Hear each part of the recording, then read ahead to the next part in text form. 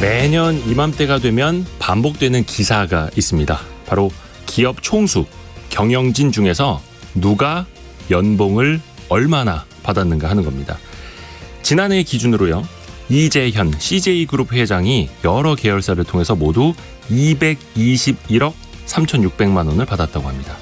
이 중에서는 지난해 1,700억 원대 손실을 기록한 계열사에서도 약 42억 원을 받아갔는데요. 회사는 천문학적인 적자를 기록했는데 그 회사에서 인센티브만 20억 원 넘게 받았습니다. 이어지는 연봉 순위로는 정의선 현대차그룹 회장 106억 원, 구광모 LG그룹 회장 94억 원, 김승현 한화그룹 회장 90억 원, 허태수 GS그룹 회장 67억 원 등입니다. 경영을 잘한다면, 그래서 회사에 많은 이익을 안겨준다면 많은 보수를 가져가도 박수 받을 수 있을 겁니다.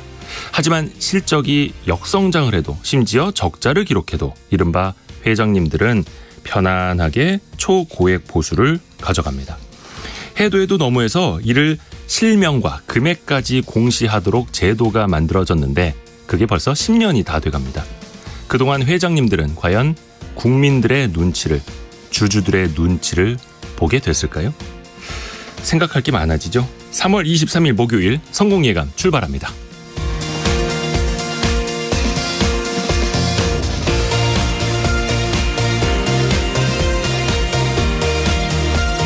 자, 이번 주 성공예감 진행 대신 이어가고 있는 Y스트릿 이대호 편집장입니다. 안녕하세요.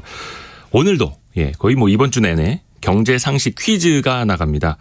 오늘 퀴즈의 정답은 뉴스 브리핑 그리고 2부에서 오늘 아주 중요하게 다룰 이슈와 이어지는 건데요. 예전에는 정치, 외교적인 관점에서 이런 표현이 많이 쓰였다면 최근에는 경제, 특히 통화정책, 금리 결정 이야기할 때 빠지지 않고 나옵니다. 물가 상승을 막기 위해서 기준금리를 올리면서 공격적으로 긴축에 나서는 게 매파적 정책이라고 한다면 이거는 그 반대를 의미하는데요. 매가 먹잇감을 놓지 않고 공격적으로 나서는 거랑 정반대죠. 이 새는 상대적으로 온순하기 때문에 이렇게 분류가 되는데요. 시중에 돈이 돌게끔 오히려 완화적인 통화정책을 펼쳐야 한다라는 분들이 땡땡땡파로 분류가 됩니다. 힌트를 드리자면 새의 한 종류고 우리 주변에서 정말 자주 볼 수 있고 평화의 상징이기도 합니다. 자, 이 정답을 짧은 문자 50원, 긴 문자 100원이 드는 샵 9730 혹은 KBS 콩으로 올려주시면 되고요. 참여해 주신 여러분들께 추첨을 통해서 선물을 보내드립니다. 또 한 달에 한 분씩께는 계속해서 180만 원 상당의 매트리스도 보내드리고 있죠. 실시간 방송 상황 유튜브나 KBS 콩을 통해서 스튜디오 함께 하실 수 있습니다. 성공 예감을 자주 검색하시면 성공이 가까워집니다.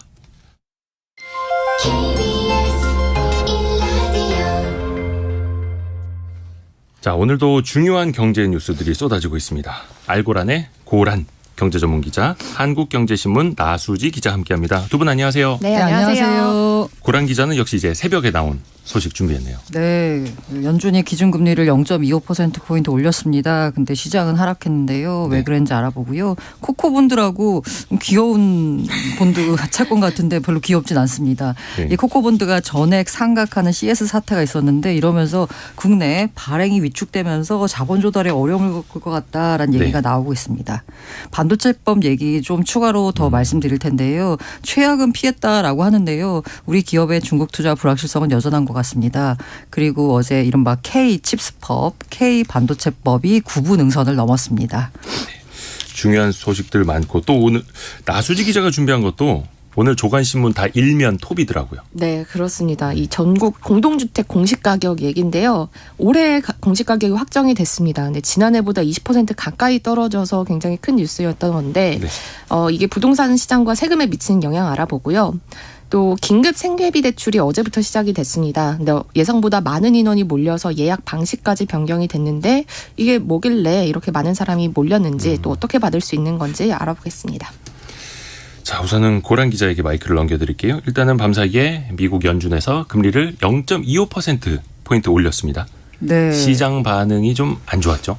뭐 시장 예상대로였습니다. 0.25%포인트 올렸고요. 그 최고 금리라고 하죠. 종전과 동일하게 5.1%로 유지했습니다. 다만 이제 끝나고 나면 항상 기자회견 하잖아요. 네. 연내 기준금리 인하는 없다라고 재확인했습니다. 시장에서는 분명히 할 거다라고 했는데요. 다시 한번 우리 없어라고 얘기했고요. 이걸 표현하기로 그 왜 피봇이라고 해서요. 통화 정책 전환을 기대를 하고 있잖아요. 네. 근데 이거 없다라고 못 박았어요. 그래서 성명서는 비둘기적이었고 회견은 매파적이었다라는 평가가 나왔습니다. 근데 사실 어제 그 시장이 조금 하락했고 은행주 중심으로 급락했습니다. 이게 파월에 그 이제 기자회견 때문이 아니고 옐런 장관, 미 재무부 제닛 옐런 장관의 발언 때문이었는데요.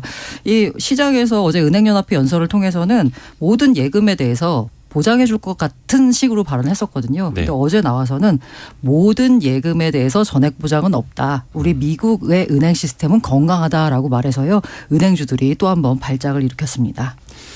은행주들 주가 변동성이 엄청나더라고요. 그래서 이제 금융시장 이야기가 빠지지 않고 계속해서 이제 꼬리에 꼬리를 물고 있는데 최근에 스위스에서 UBS가 크레딧 스위스를 이제 인수한다 발표를 했는데 그 과정에서 코코본드 투자자들에 대한 논란이 이어지고 있더라고요. 요거 일단 설명이 좀 필요하죠. 코코본드는. 네, 그 한 22조 원에 달하는 코코본드 이걸 이제 우리말로 표현하니까 우리말로 해도 어렵네요. 네. 삼각형 신종 자본증권. 더 어려운데. 네. 요걸 전액 상각을 했는데 이 코코본드가 2008년 글로벌 금융위기 이후에 도입이 됐습니다.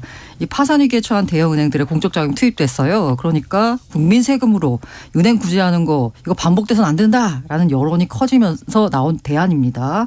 그러니까 이 금융회사의 뭔가 건전성 때문에 자본은 확충해야 되는데 이 자본 확충이 사실 쉽지는 않잖아요. 그러니까 발행 당시에 미리 정한 특정 상황이 발생하면 투자자의 동의 없이 자동으로 상각되거나 발행자의 보통주로 전환돼서 발행자의 자본을 늘려준 채권입니다. 그러니까 그 빚을 아예 깎아서 없애버리거나 네네. 자본으로 전환시켜버리거나. 네. 평소에는 그냥 채권이에요. 네. 문제가 없을 때는 대신에 이제 약간 좀 위험하잖아요. 그러니까 이제 높은 금리가 높습니다. 그렇죠. 그렇죠. 근데 회사가 흔들리면 이 투자자들은 큰 손실을 보게 됩니다. 근데 이 회사가 흔들린다는 그 전제 조건 자체가 사실 뭐 이렇게 자주 일어나는 일은 아니기 때문에 이제 많은 투자자들이 높은 금리를 노리고 투자를 했어요. 근데 이게 이제 어쨌든 간에 채권보다는 위험하지만 어쨌든 주식처럼 아예 그냥 자본 투자로 들어가는 건 아니잖아요. 네. 근데 이 회사가 무너질 때 보면은 가장 먼저 주주들이 가장 큰 손실을 보고요. 그다음에 채권자들이 제 마지막이거든요. 근데 이번 CS 인수 때 보니까 이 주주들보다 이 코코본드 채권자잖아요. 어쨌든 네. 여기가 먼저 상각을 해버렸습니다. 이러니까 시장에서 여러 말이 나오고 있고요. 사실 뭐 소송한다 이런 얘기까지 나오고 있습니다. 이 코코본드가 이제 앞에서 말씀해 주신 것처럼 이름만 귀여워요. 어렵고 이게 코코가 어떤 뜻이냐면 컨틴전트 컨버터블 네. 본드. 그러니까 어떤 긴급한 특정 상황이 발생하면 자본이나 아니면 아예 그냥 지워서 네. 없애버리는 걸로 변하는 그런 채권이라는 뜻인데 우리나라에도 이게 많이 있습니까? 우리나라 상황은 어떻습니까? 그러니까 코코본드 어떻게 보면 이제 자본성 증권인 거잖아요. 이거 자금 조달을 할 때 많이 쓰는 겁니다. 그런데 금융회사들이 이제 주주총회에서 작년 사업보고서 승인받은 다음에 이제 다음 달부터 신종 자본증권이 이른바 이제 코코펀드를 발행하려고 했는데 이거 분위기 보니까 이거 발행해봐야 안 팔리겠네 싶은 거예요. 네. 그래서 이제 발행 시기를 늦추려는 조짐을 보이고 있습니다. 그럼 국내 코코본드 규모는 어느 정도 되느냐를 봤더니 21일 현재 67조 6천억 원 정도 됩니다. 신종 자본증권이 25조 1천억 원, 수순이체가 42조 5천억 정도 되고요. 약간 이거 자본성 증권 발행 어려워질 수 있겠네라는 얘기가 시장에서 퍼지고 있고요. 이 골드만삭스 같은 경우에는 CS 사태 이후에 코코본드 수요가 영구적으로 파괴될 가능성이 있다. 라는 말까지 했습니다. 국제 채권 시장에서 코코본드 등 신종 자본증권 발행 여건이 상당히 이제 악화된 상황이고요. 사실 요거 제일 많이 발행하는 곳이 은행이거든요. 이 은행들의 자본성 증권 발행 총액이 37조 9천억 정도 됩니다. 근데 이게 아까 우리 CS 코코본드가 전액 상각되는 걸 보면서 와 그러면은 우리 은행들이 발행한 이 신종 자본증권도 이거 무슨 아까 특정한 상황이라고 말씀드렸잖아요. 네. 그럼 금방 다 상각되는 건가? 걱정을 많이 하실 것 같은데 근데 이게 아까 특정한 상황이라고 정의하는 게 발행사마다 이게 다 다릅니다. 특히나 이제 국내 은행들이 발행한 코코본드 같은 경우에는 이 상각되는 트리거, 이 발동 조건이 덜 위협적이에요. 이게 뭐냐면 신용평가에 따르면 보통주 자본 비율이 7% 이하로 떨어지는 경우 등이 이제 상각 트리거 조건인데 이게 이제 CS가 발행한 코코본드 조건이었어요. 보통주 자본 비율이 7% 이하. 근데 네. 우리는 은행이 금융산업 구조 개선에 관한 법률에 따라 부실금융회사로 지정되는 경우에 상각이 됩니다. 근데 부실금융회사 지정이요 쉽게 되는 게 아니라 부채가 자산을 초과하는 완전 자본 잠식 상태에 빠지거나 채권 지급, 차입금 상환이 정지된 경우 등에 적용이 돼서 진짜 은행이 망하기 직전이 돼서야지 상각을 하는 거거든요. 네. 그렇기 때문에 우리나라에서 우리 국내 은행들이 발행한 코코본드 상각 조건은 상당히 이 CS에 비해서 굉장히 어렵다. 그래서 웬만하면 안 된다라고 보시면 돼요. 그러니까 덜 위험하다라고 강조하고 있지만 시장의 투자 심리가 아무래도 야, 어차피 다 같은 코코본드 아니야? 이러면서 지금 현재 발행에 나서도 이걸 누가 사갈지 거의 얼어붙었다라고 보시면 됩니다. 그러니까 한편에서는 이러면 누가 코코본드에 투자하겠느냐라는 불만도 나오는 반면에 또 한편에서는 원래 상각할 수 있는 조건이 붙어 있는 걸 알고 그러니까 고금리를 기대하고 더 위험한 걸 투자를 한 거 아니냐 이렇게 또 반론도 있는 거죠. 그 정도 위험 상황이었으면 금리를 더 줬어야 된다는 얘기도 나오고 있습니다. 어찌됐든 이제 시장에서 일어나는 일입니다. 투자자들 사이에서. 자, 나수지 기자 아까 이야기했던 네. 공동주택 공시가격. 네. 이게 확정이 됐는데 그 폭이 큽니다. 그렇습니다. 올해 전국 공동주택 공시가격이요. 지난해보다 18% 정도 떨어진 걸로 나타났습니다. 네. 네, 공시가격 제도라는 게 도입된 게 2005년인데 이 제도 도입한 이후에 최대 하락폭인데요. 지역별로 보면 서울은 지난해보다 17% 정도 낮아졌고 전국 주요 시도 중에서는 세종시가 가장 많이 떨어졌는데 전년 대비 30% 떨어졌습니다. 30%요? 네, 공시가격이? 네. 집값이 30% 한 해 만에 떨어진 거고요. 다른 곳들 인천, 대구, 경기, 대전 이런 곳들도 20% 넘게 떨어져서 네. 굉장히 수도권과 지방 광역시의 조정폭도 굉장히 컸다라고 보이고 이렇게 공시가격 떨어진 건 당연히 이 주택가격이 워낙 크게 떨어졌기 때문에 공시가격도 영향을 받았는데요. 여기에다가 2020년 수준의 그 공시가 현실화율을 네. 적용하면서 공시가격이 조금 더 떨어진 영향도 있었습니다.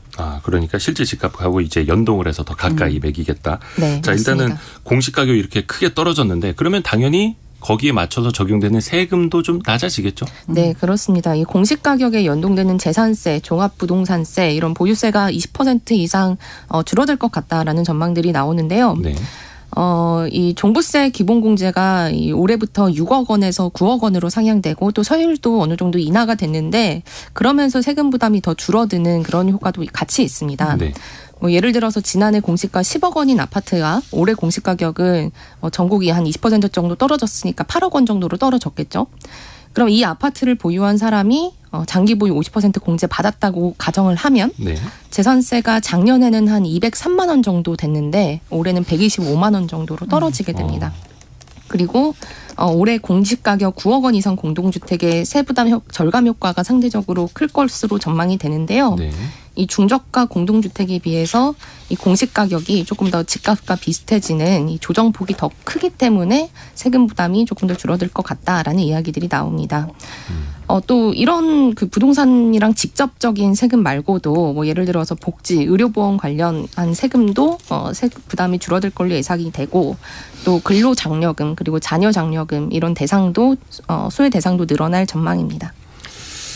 이게 사실 세금 자체만 놓고 보면 줄어드는 게 좋은데 그 바탕에는 집값이 하락한 거니까 이게 또 네. 마냥 웃을 수는 없는 거고 혹시 좀 우려되는 지점은 없습니까?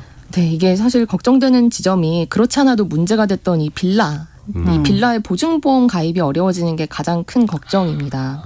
그러니까 올해 공동주택 공시가격이 한 20%가량 떨어지면 이 수도권에서 하반기에 계약이 다시 돌아오는 계약 만기가 돌아오는 빌라 전세 10건 중에 8건은 전세 보증보험 재가입이 어려울 것 같다. 이런 분석들이 나오거든요. 그러니까 만약에 이 분석은 전세값을 내리지 않고 그냥 추가로 그대로 그대로 재계약한다면 재계약한다면 10건 중에 8건은 보증보험 재가입이 어려울 것 같다라는 건데요.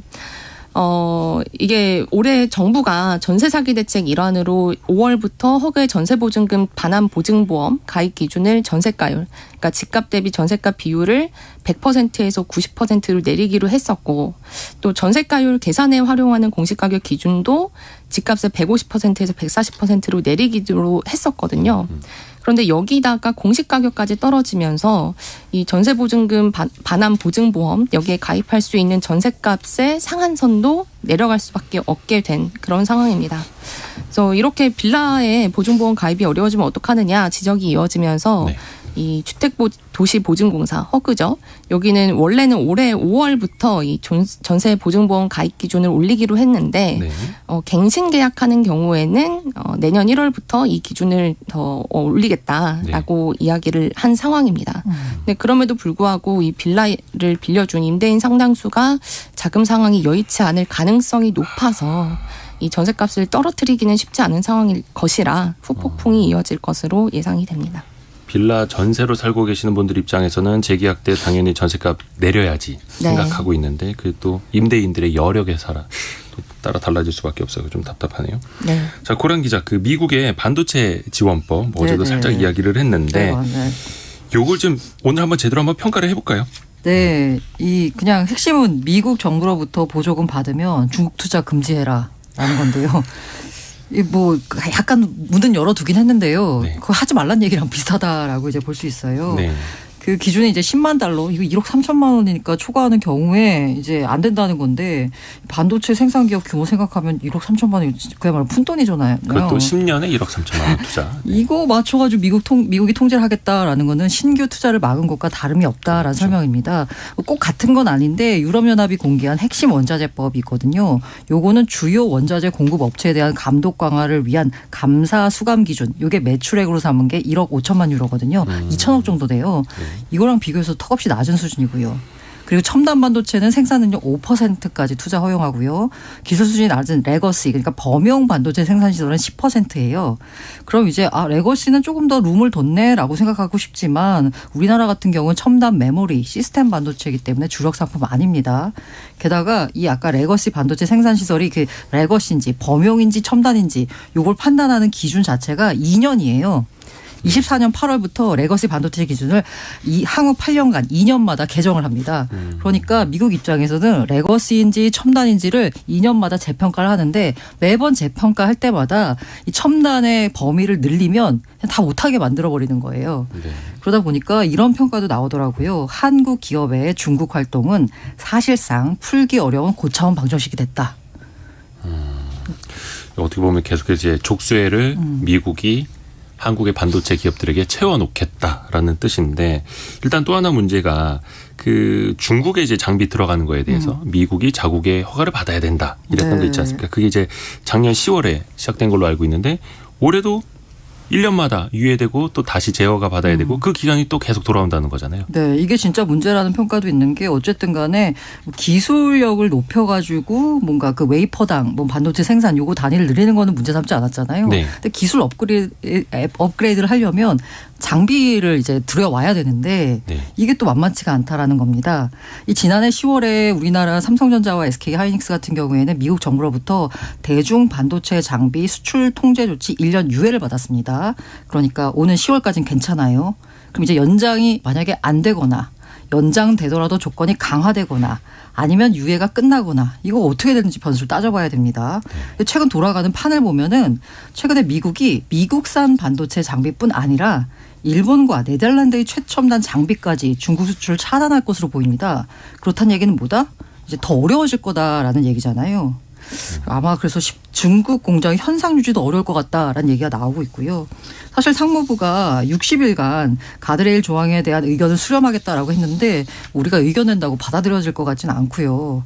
그러다 보니까 이게 특히나 이제 미국이 반도체 같은 경우에는 이 산업 이슈가 아니라 아예 동맹 전략의 일환으로 접근한 측면도 이제 사실 부담이 되고요. 우리 입장에서는. 네.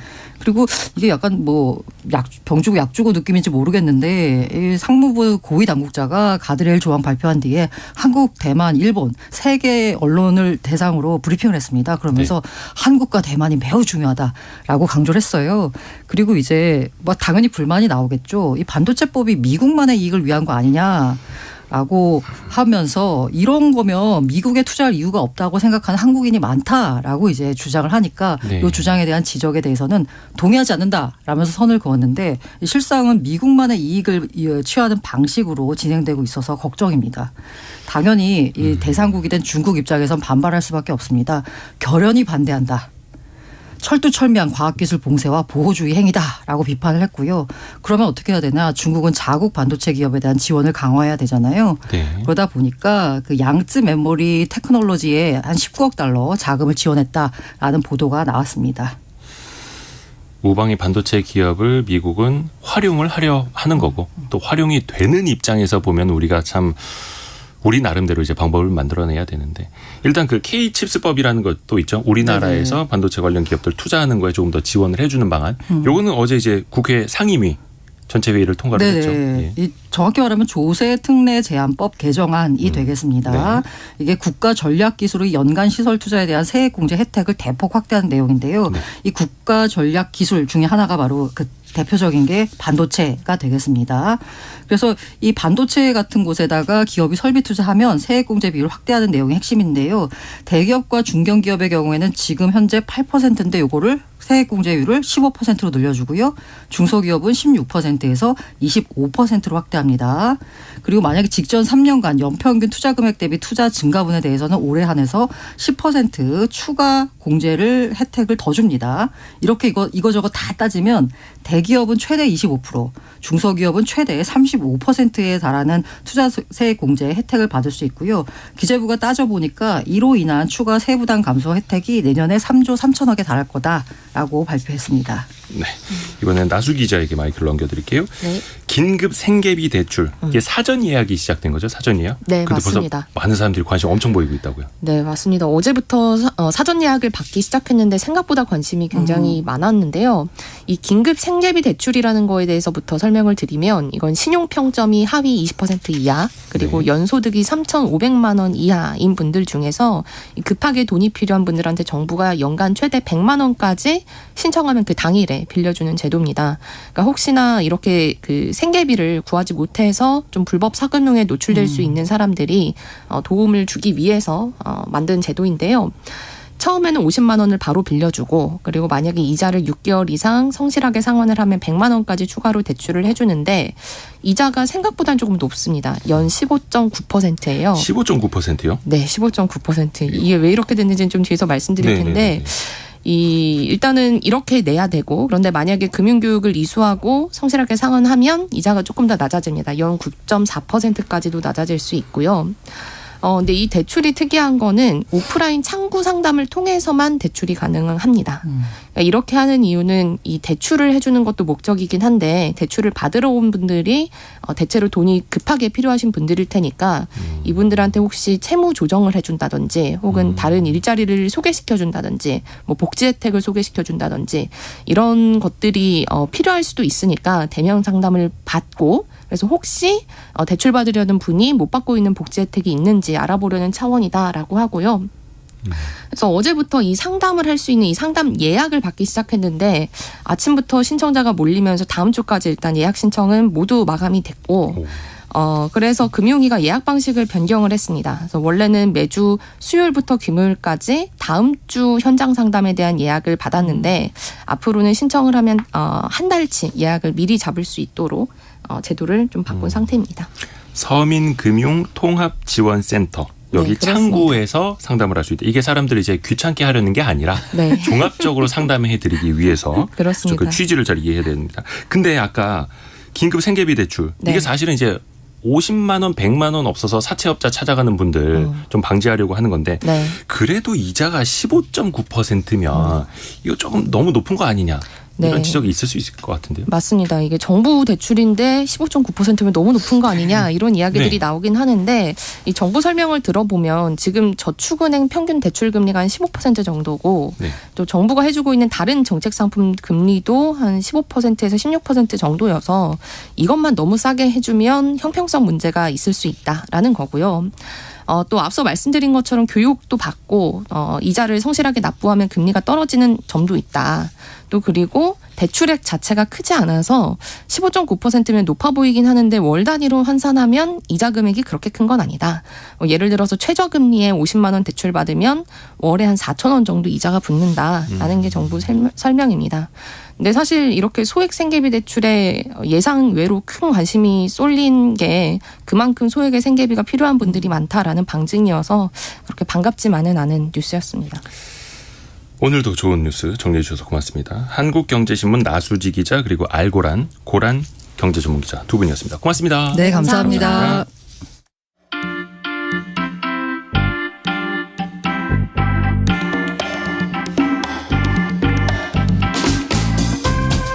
지금 여러분께서는 KBS 1라디오 성공예감을 듣고 계십니다. 참여해주신 여러분께는 추첨을 통해 판촉물 전문그룹 기프코에서 텀블러 세트를, 아름다운 식탁 창조 주비푸드에서 자연에서 갈아 만든 생와사비를, 쉽고 빠른 판촉물 제작 시너지 기프트에서 LED 튜브 스탠드를, 80년 전통 미국 프리미엄 브랜드 레스토닉 침대에서 아르망디 매트리스를, 성공예감에서 정성스럽게 준비한 커피 쿠폰을 보내드립니다. 당첨자는 성공예감 홈페이지에서 확인하세요.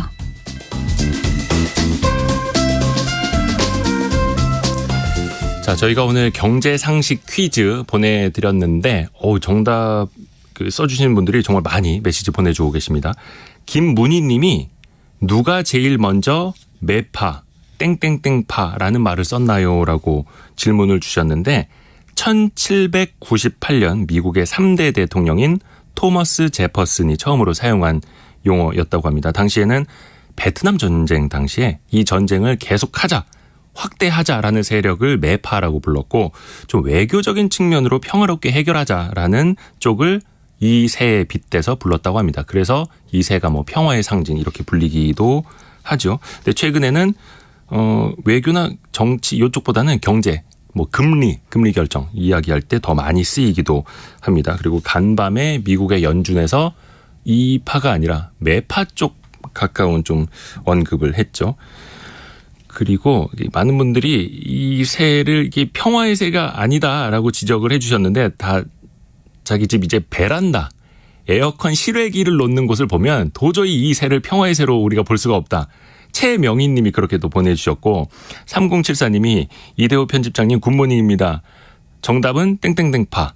저희 집 실외기 쪽은 이 새 때문에 괴롭습니다. 이 새가 계속 이제 응가를 하고 간다고.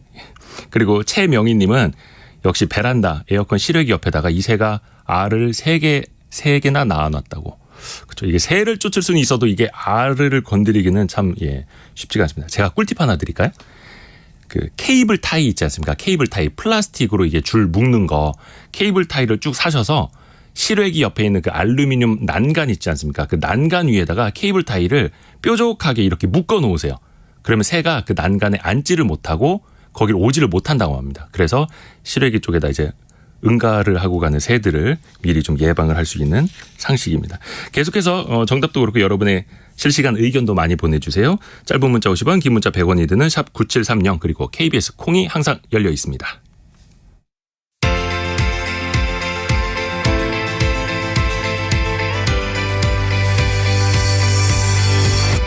KBS 1라디오 성공예감. 잠이 보약이라고 하는데 사실 우리나라 국민 3명 중에 1명이 일생에 한 번쯤은 불면증을 겪는다는 통계가 있다네요. 여러분은 어떻게 밤에 잘 주무십니까?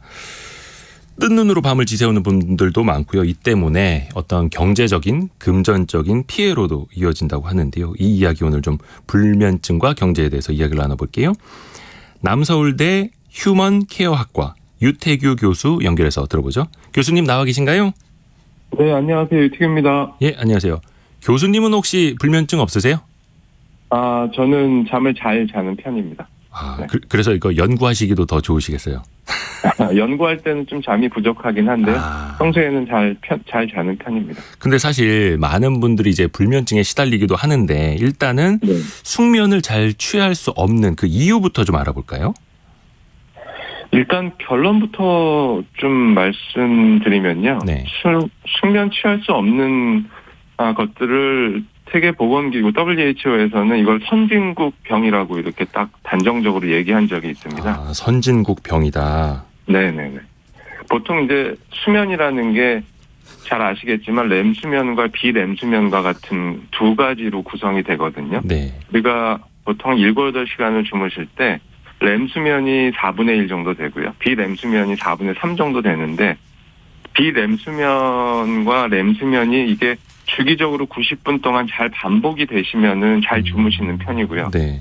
이게 주기적으로 잘 반복이 안 되면 잘 못 주무시는 편입니다. 일례로 꿈을 꾸시고 꿈이 잘 기억이 나신다 하시는 분들은 이 렘수면이 활성화되기 때문에 수면을 잘 못 하신다라고 자각을 하시면 될 텐데 가장 큰 원인은 저는 수면 주기 변화라고 봅니다.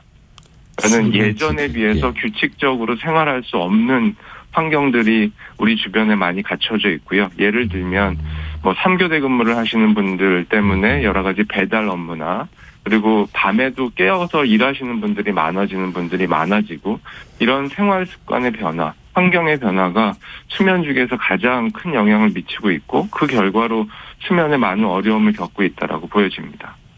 이게 또 선진국 병이기도 하고 수면 주기도 중요한 거고. 근데 일단은 우리가 불면증이라고 하면 이거를 이제 질병으로 인식하지 않습니까? 그것도 네. 어떤 이제 정도의 차이나 이게 기준이랄 게 있을까요? 예전에는 정부에서 수면과 관련된 질환군에 대해서 좀 소극적으로 대응을 하다가요. 네. 2016년 이후에 수면 무호흡과 관련된 양압기라는 게 있습니다. 그러니까 우리가 코를 고시다가 갑자기 숨을 안 쉬시는 분들이 있는데 그런 분들 멈추는.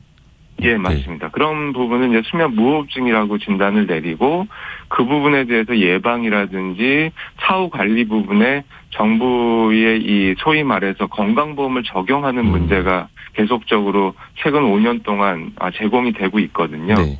근데 그런 부분처럼 이렇게 의학적으로 검증이 되는 부분도 있지만 의학적으로 검증이 안 되는 수면 장애들도 굉장히 많습니다. 따라서 그런 부분들까지 포괄한다면 이 불면증이라는 문제가 사회적인 여러 가지 문제로서 좀 인식이 돼야 되겠고 그에 따라서 정부나 관련된 기업들이 많은 관심을 갖고 있는 상황이라고 보여집니다. 그렇군요.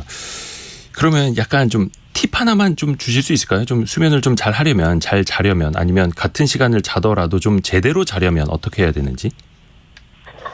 수면과 관련된 제품들이 꽤 많은데요. 네네. 근데 기본적으로 수면에서 가장 중요한 거는 우리의 머리를 기댈 수 있는 베개라든지 몸을 기댈 수 있는 매트리스 같은 제품이 수면이라는 관련된 제품이 나오기 시작한 첫 번째 제품이라고 보시면 되겠어요. 네.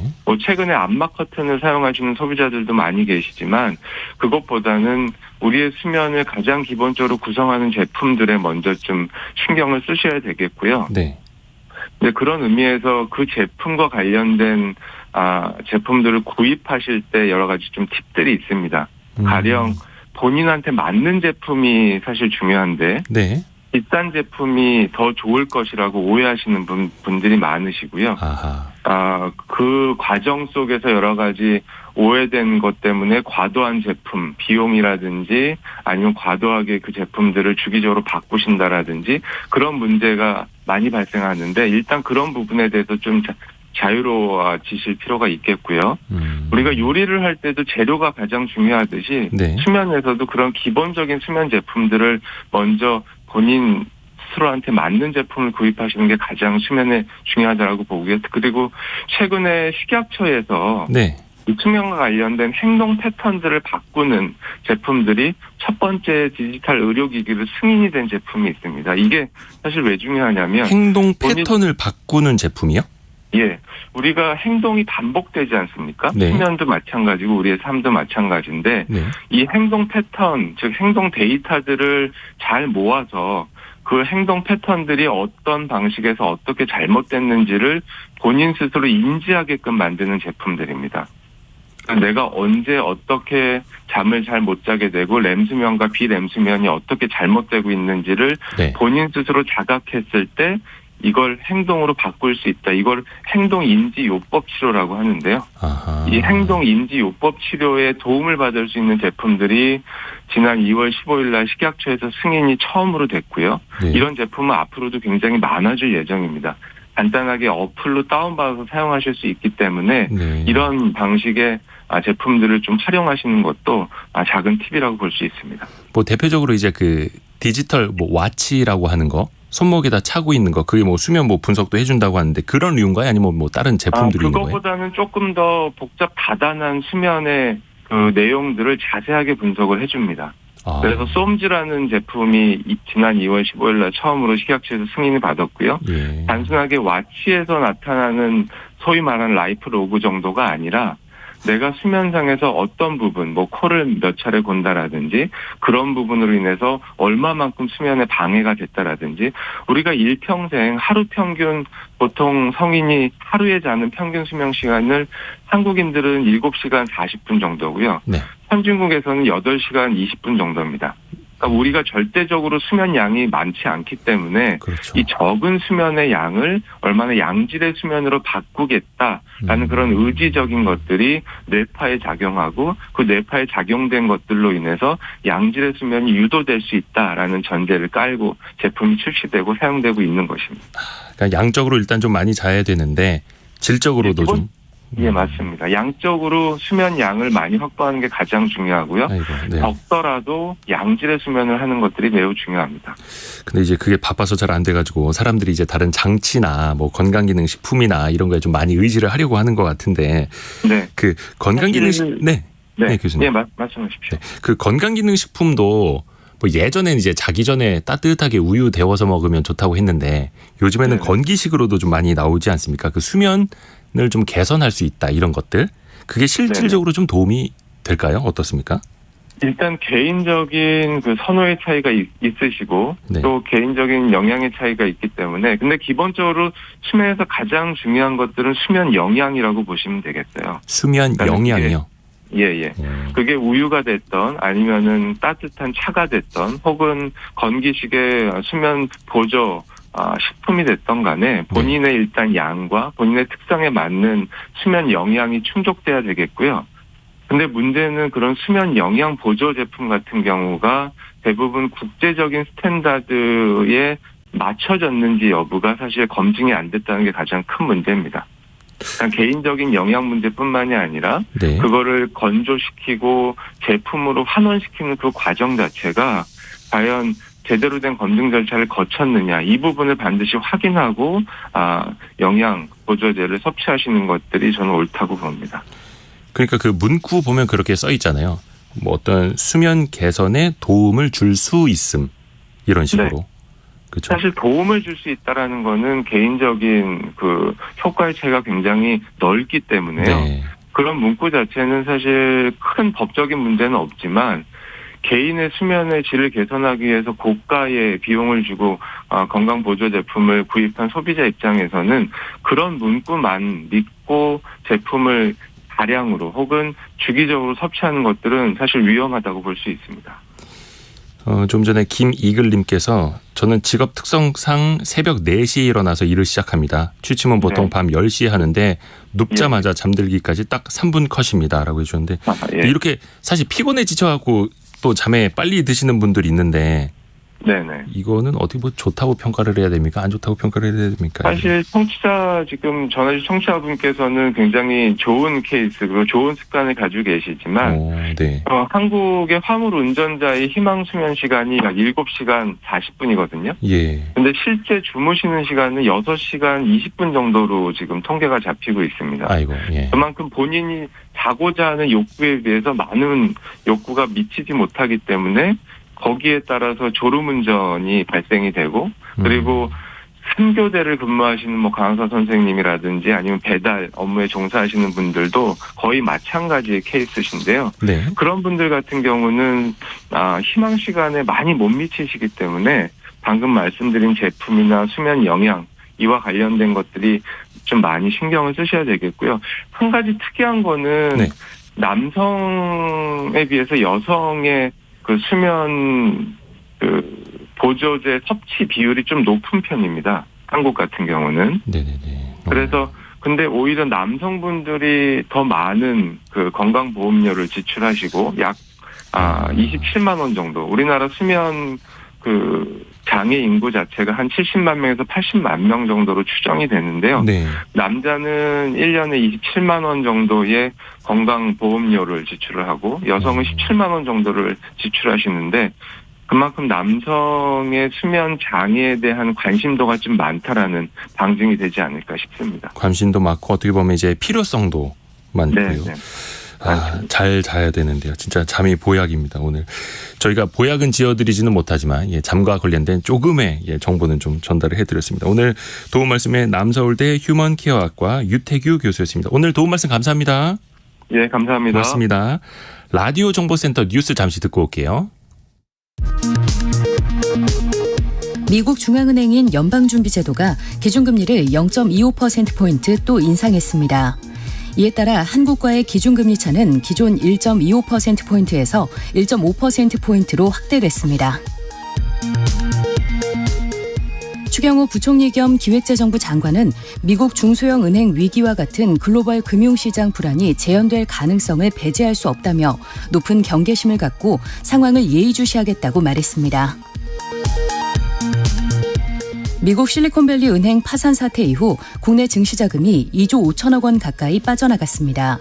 한국거래소에 따르면 지난 20일 기준 투자자 예탁금 등 국내 증시자금은 모두 131조 8,803억 원으로 집계됐습니다. 오늘 0시 기준 코로나19 신규 확진자 수는 11,400명으로 일주일 전보다 약 1,500명 증가했습니다. 위중증 환자는 133명, 하루 새 사망자는 14명 발생했습니다. 지금까지 라디오 정보센터 조진주였습니다. 혹시 여러분은 지금 여러분이 하시는 일을 사랑하십니까? 너무 어렵게 물어봤다. 혹은 그러면 여러분이 하시는 일이 재미있으세요? 한 그 채용 플랫폼에 따르면요. 국내 직장인들의 업무 만족도가 45%라고 합니다. 다른 나라에 비해서 좀 낮은 편이라고 하는데 자, 그러면 과연 우리가 하는 일에서 재미를 찾을 수 있을지 어떻게 하면 재미있게 할 수 있을지 성공학 개론 시간에 우리가 답을 찾아보겠습니다. 자기만의 트랙의 저자 김나희 커리어 엑셀러레이터 자리에 함께했습니다. 안녕하세요. 네, 안녕하세요. 안녕하세요. 우리 김나희 엑셀러레이터께서는 본인의 일을 사랑하시나요? 재밌나요? 네, 저는 지금 저의 일을 너무너무 사랑합니다. 너무 재밌게 하고 있습니다. 근데 항상 이랬던 거는 아니었어요. 근데 네. 모든 직장인들, 모든 자영업자분들, 모든 사업하시는 분들 다 재미있으면 좋을 텐데 네. 한때는 재미있다가도 사실은 변할 수밖에 없잖아요. 그렇죠. 우리는 사람이니까 마음이 달라지게 될 수는 있는 것 같아요. 네. 왜 그렇게 변할 수밖에 없을까요? 사실 저도 지금 커리어 엑셀러레이터로서의 일은 너무너무 사랑하고 좋아하지만 네. 예전에 회사원일 때 저의 일을 그렇게 좋아했었냐라고 보면 사실 좀 대답하기가 망설여지는데요. 네. 이게 다른 분들도 마찬가지이실 것 같아요.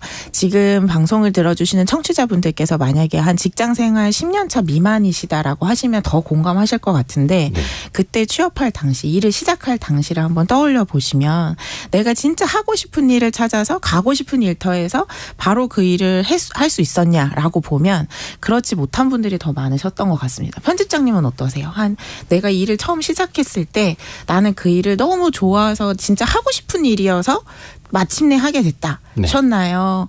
아니면 어떻게 하다 보니까 그 일을 하시게 되셨나요? 저는 솔직히 복 받았죠. 제가 하고 싶었던 일, 좋아하는 일을 하고 있으니까. 네, 예. 네, 네. 처음 시작부터 지금까지 그러셨다라고 하면 너무 네. 행운이고 좋은 것 같은데요. 네. 사실 이러신 분들이 저는 5%도 채 되지 않을 거라고 생각하거든요. 네. 내가 진짜 좋아하는 일, 하고 싶었던 일을 시작해서 지금까지 하는 경우보다는 아마도 이제 최근에 졸업해서 신입사원으로 가시는 분들은 이게 더 심한데 최근에 취업이 정말 어려워졌거든요. 그래서 제가 얼마 전에 신입사원 교육을 갔다가 한 교육 참석자분들의 70% 이상이 다른 회사에서 경력을 쌓고 오신 분들이었어요. 요즘에 이런 네. 분들을 중고신입이라고 부르기도 하는데 네.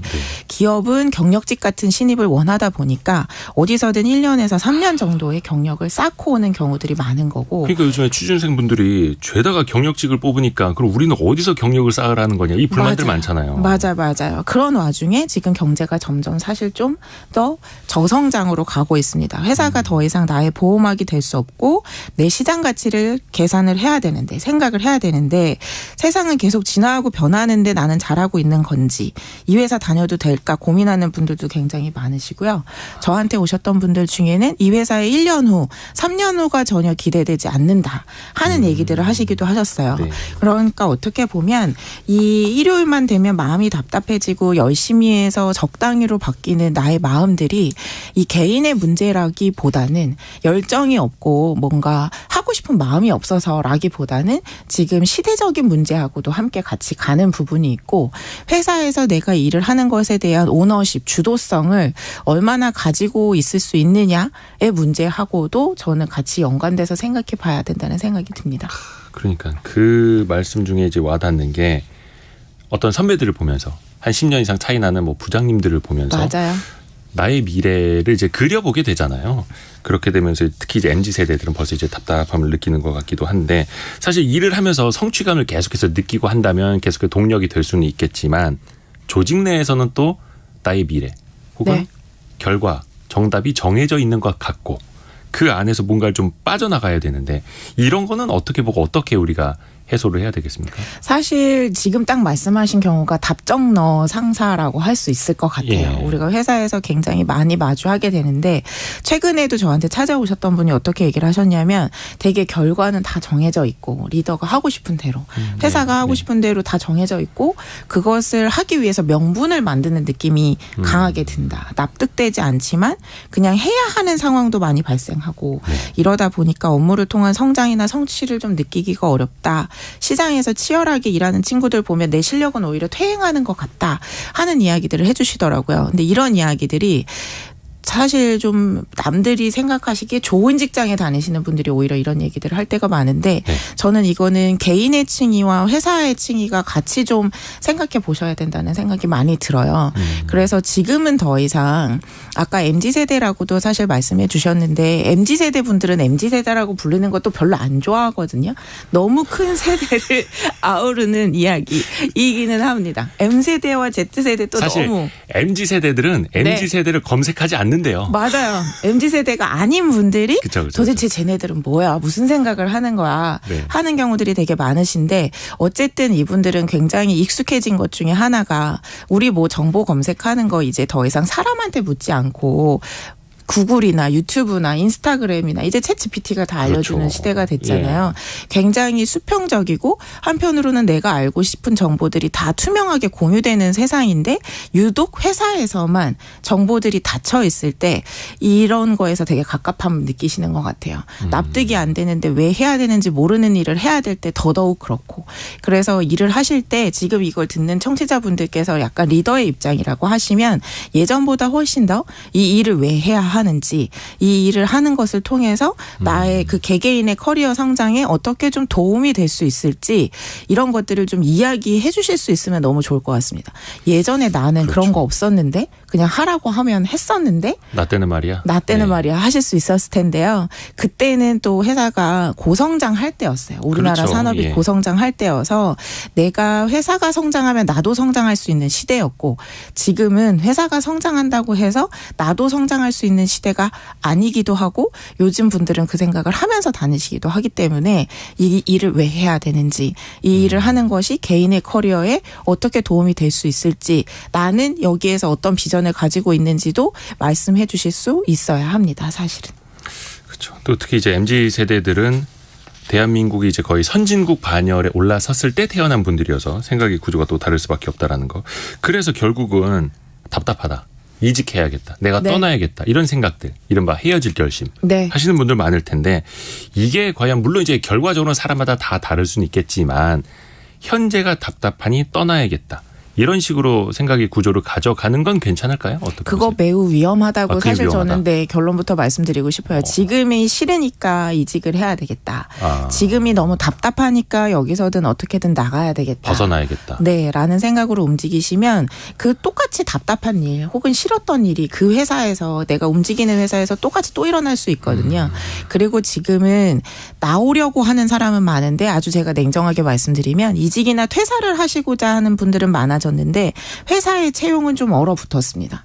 그래서 회사에서는 일당 100을 할 수 있는 사람들, 진짜 핵심 인재가 될 수 있는 사람들을 사실 뽑으려고 해요. 그렇다라고 하면 여러분들은 어떻게 접근하셔야 하냐면 내가 움직이려고 하는 회사에서 나는 어떤 일들을 하고 싶은지, 어떤 일 자산을 쌓고 싶은지, 내가 어떤 가치를 창출할 수 있을지, 그것들을 상대방한테 어떻게 설득할 수 있을지를 중심으로 생각해 보셔야 하고요. 네. 이렇게 되어야 여러분들한테도 쌓이는 것이 있어서 사실 저는 아주 단편적으로만 보시고 이직을 하기보다는 내가 진짜 하고 싶은 일이 무엇이지 북극성 좌표를 한번 찍어보시고 그 좌표에 도움이 되는 길목들을 만들어 간다라고 생각하시는 게 사실 가장 좋지 않을까 싶어요. 지금 2872님께서 하기 싫은 일인데 남편을 도와주느라 시작했는데요. 20년 해보니까 돈이 잘 벌릴 땐 갑자기 애정이 깊어지고 매출이 떨어질 때는 애정도 막 떨어지더라고요. 네.